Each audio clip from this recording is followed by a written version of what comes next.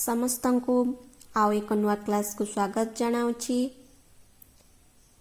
आज आमे षष्ठ श्रेणी गणित बहिर बड़ संख्यार स्थानीय मान संपर्क रे पढ़िबा। पूर्वथर आमे संख्या मान को जानिबा संबंध रे जानिथिले, परे मध्य अभ्यास कार्य 1.1 करिथिले। एबे बड़ संख्या रे किपरि स्थानीय मान आमे जानिबा से संपर्क रे पढ़िबा।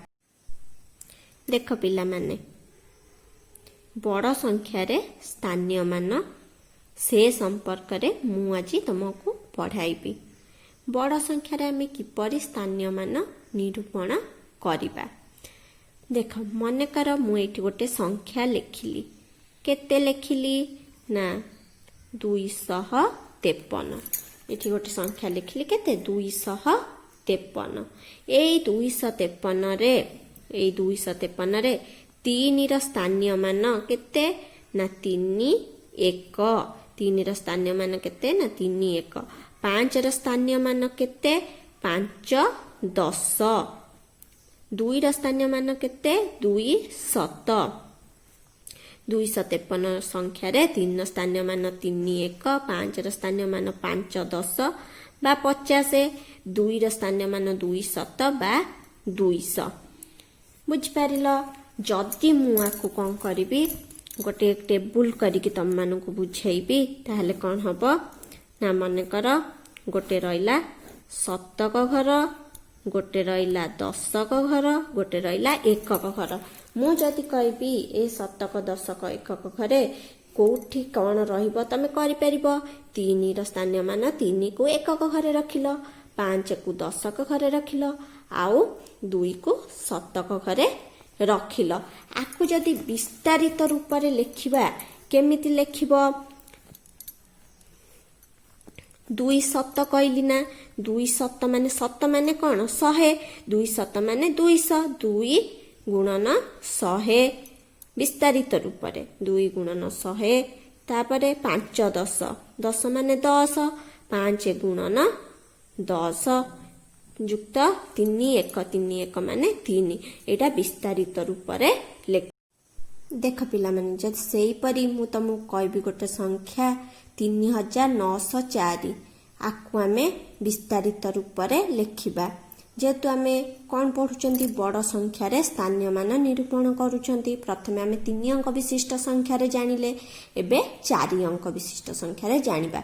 3904 मु लेखिली। 3904 को जदि आमे एमिति गोटे कोठरी करी दर्शाइबा ताहले एकक स्थान रे के रहइबो 4 1। 0 र स्थानीय मान 0 10। 9 र स्थानीय मान 9 7। 3 स्थानीय मान 3000। बुझिपारिल। जदि ताको मु कहबी विस्तारित क्रम रे लेख ताहले तमे लेखि परिबो। 3 स्थानीय मान जेहेतु 3000 3 गुणन 1000। 9 र स्थानीय मान जेहेतु 900 बा 9 7 तेणु 9 गुणन 100 लेखि पारिल। तापर 0 र स्थानीय मान 0 10 तेणु 0 गुणन 10। 4 र स्थानीय मान 4 1 लेखि पारिल। एबे हमें कौन जानिबा ना संख्या लेखिबा आउ पढ़िबा रे कमार व्यवहार किपरि होई थाए से विषय रे जानिबा। तमे जेतेबेले बड़ बड़ संख्या लेखि थाओ सेतेबेले कमा व्यवहार करा जाओ। बड़ संख्या मानन को लेखिबा बेले कौन करा जाय थाए आमे कमा व्यवहार करि थाओ। कमा व्यवहार करिबा द्वारा आमे सहज रे बड़ बड़ संख्या को कौन करू पढ़ी पारू आउ लेखि मध्य पारू। भारतीय संख्या लिखन प्रणाली रे हजार, लक्ष और कोटि स्थान को सूचाइबा पई कमा व्यवहार करा जाय थाए। भारतीय संख्या लिखन प्रणाली रे कौन करा जाय थाए हजार, लक्ष, कोटि स्थान को सूचाइबा पई कौन करथाउ आमे कमा व्यवहार करिथाउ। मने कर मु एठी गोटे संख्या लेखिबी। संख्या लेखिली मने कर गोटे संख्या लेखिली केते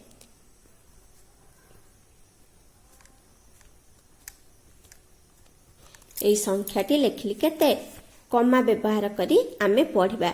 आमे जानचंती प्रथमे कमा डाहाण पटु 3टी अंक छाड़ी की दिया जाय थाए। जानिच सेही परी द्वितीय कमा आउ 2टी अंक छाड़ी की दिया जाय थाए। ଡାହାଣ ପଟୁ 5ଟି ଅଙ୍କ ଛାଡ଼ି ବ୍ୟବହାର ହେଇଗଲା। ଏଠି 5ଟି ଅଙ୍କ ପଳେଇଗଲା। ତୃତୀୟ କମାଟି ଆଉ 2ଟି ଅଙ୍କ ଛାଡ଼ି ବ୍ୟବହାର କରିକି ଦିଆ ହେଇଥାଏ। ଉକ୍ତ ସଂଖ୍ୟାକୁ ଏବେ ଆମେ ପଢ଼ିପାରିବା ନା କ'ଣ? 3,25,79,864। ଜାଣିପାରିଲ ସଂଖ୍ୟା ପଢ଼ିବା ଆଉ ଲେଖିବା ବେଳେ କମା କିପରି ଆମର ବ୍ୟବହାର ହେଲା।